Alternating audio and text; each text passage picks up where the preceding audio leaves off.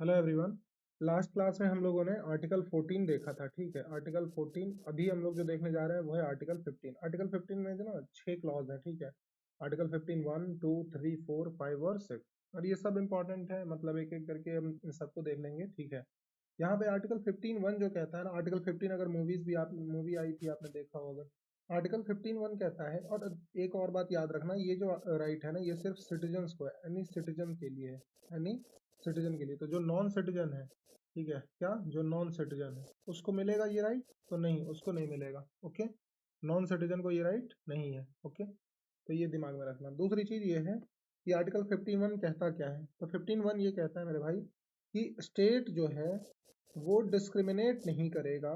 State shall not discriminate, है ना, shall not discriminate. तो डिस्क्रिमिनेट नहीं करेगा किसको? किसी भी सिटीजन को। किस बेसिस पे?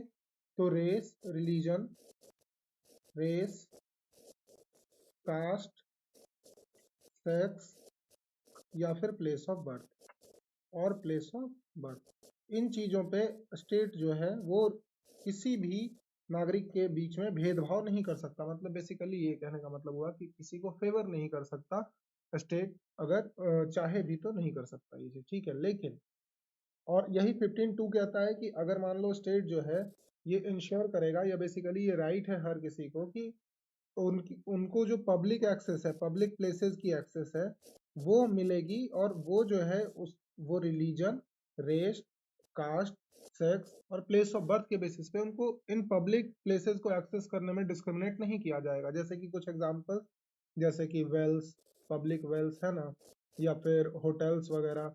तो अगर तुम किसी होटल में जा रहे हो ना, तो तुम्हें ये कह के नहीं ऐसा नहीं करके वो कर सकते कि नहीं आपको तो भाई हम, आप इस रिलीजन के हो तो हम आपको ये नहीं देंगे होटल, या फिर आप इस कास्ट के हो तो हम आपको होटल नहीं देंगे। तो ऐसा नहीं किया जा सकता है। ठीक है, तो यही आर्टिकल 15(2) कहता है कि पब्लिक प्लेसेस पे जो एक्सेस है उसके लिए आप कोई कंडीशन इम्पोज नहीं कर सकते हो कि आपको इस कास्ट का ही होना चाहिए, या इस रिलीजन का ही होना चाहिए, या इस रेस का होना चाहिए, या आप इस प्लेस ऑफ बर्थ के होने चाहिए, यानी आपका बर्थ किसी एक पार्टिकुलर प्लेस पे होना चाहिए। इन सब चीजों पे आप नहीं कर सकते, ये दिमाग में रखना। ये है 15(2).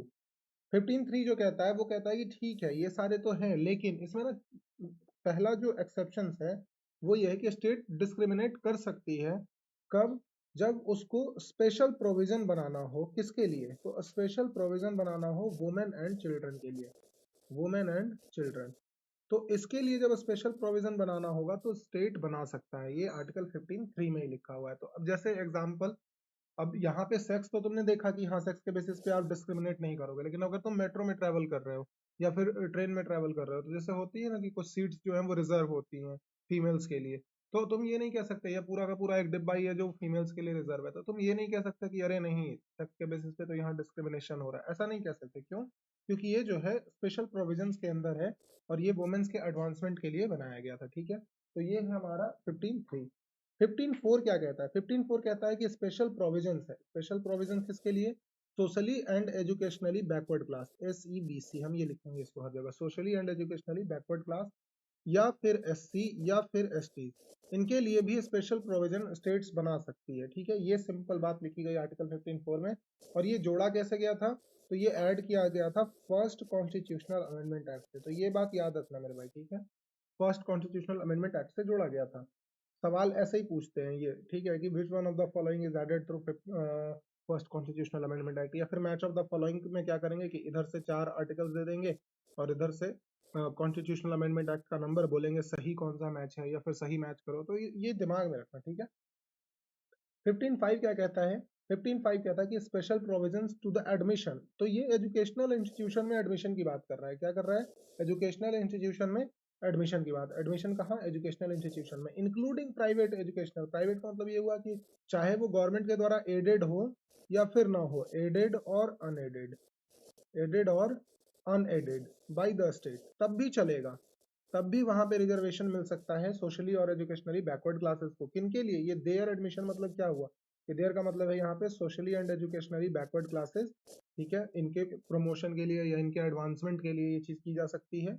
और दूसरे हैं SCs, शेड्यूल कास्ट के लोग। तीसरे हैं STs यानी शेड्यूल ट्राइब्स के लोग। इनके लिए, इनके एडवांसमेंट के लिए स्टेट जो है इनके फेवर में प्रोविजंस बना सकता है, और इसको आप कॉन्स्टिट्यूशनली भी करेक्ट ही मानेंगे। ठीक है, तो ये जो है ना, ये ऐड किया गया था 93rd कॉन्स्टिट्यूशनल अमेंडमेंट एक्ट से। किससे ऐड किया गया था मेरे भाई? 93rd कॉन्स्टिट्यूशनल अमेंडमेंट एक्ट, याद रखेंगे। उसके बाद है हमारा 15(6). 15(6) क्या है? 15(6) है special provisions for EWS. EWS यानी economically weaker section, economically weaker section. तो ये जो ऐड किया गया था, ये ऐड किया गया था 103rd कॉन्स्टिट्यूशनल अमेंडमेंट एक्ट से। किससे? तो added through 103rd constitutional amendment act, ठीक है। तो इसके थ्रू ये ऐड किया गया था, दिमाग में रखिएगा। इसमें क्या हुआ था कि जैसे 10% रिजर्वेशन वाला जो आप जानते होंगे कि मिला, वो हर जगह एजुकेशनल इंस्टीट्यूशंस के एडमिशंस वगैरह में भी ये 10% रिजर्वेशन मिला। हाँ, एक चीज आप लोग दिमाग में रखना, ये जो एजुकेशनल इंस्टीट्यूशन में एडमिशन की बात है, तो यहाँ पे ये प्राइवेट भी है और सरकारी भी, यानी गवर्नमेंट इंस्टीट्यूशंस भी। लेकिन वो जो माइनॉरिटी के इंस्टीट्यूशंस होते हैं ना, जो आर्टिकल 29 के अंदर है, तो उनमें नहीं मिलेगा एडमिशन, ठीक है। तो ये दिमाग में रखिएगा, आर्टिकल 29 के अंदर जो माइनॉरिटी के इंस्टीट्यूशंस हैं, एजुकेशनल इंस्टीट्यूशंस जो हैं माइनॉरिटी के, इंस्टीट्यूशंस ऑफ माइनॉरिटीज, उनमें एडमिशन के लिए रिजर्वेशन जरूरी नहीं है कि मिले, ठीक है। लेकिन बाकी हर जगह मिलेगा। तो ये था हमारा आर्टिकल 15।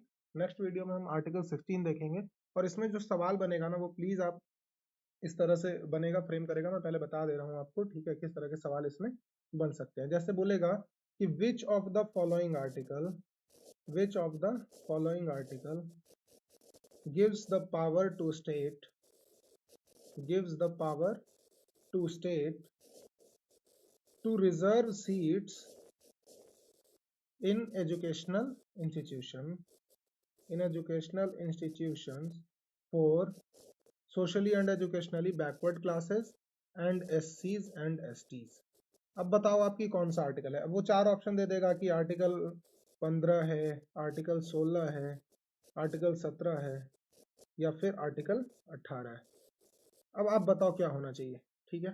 तो अभी हमने पढ़ा कि एजुकेशनल इंस्टीट्यूशन में रिजर्वेशन की बात है, तो वो आर्टिकल 15 में, ठीक है। और आर्टिकल 15 के भी कौन से क्लॉज में?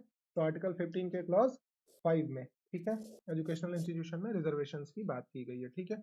93rd अमेंडमेंट से जोड़ा गया था। किससे जोड़ा गया था? 93rd अमेंडमेंट से, 93rd कॉन्स्टिट्यूशनल अमेंडमेंट से, ठीक है। तो ये हमारा है भाई आर्टिकल 15। नेक्स्ट वीडियो में हम आर्टिकल 16 देखेंगे। Okay, thank you.